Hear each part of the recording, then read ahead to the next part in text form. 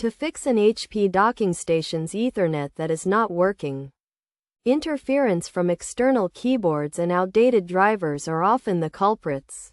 Initially, try disconnecting the external keyboard by unplugging it from the laptop and then connect the docking station to the laptop's Thunderbolt port.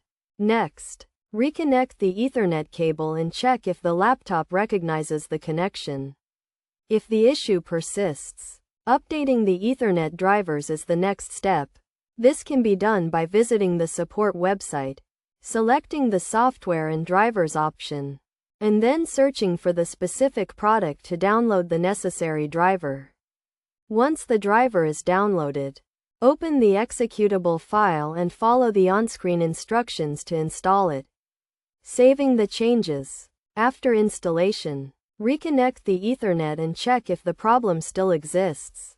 By following these steps, the HP docking station's Ethernet should be functioning properly again.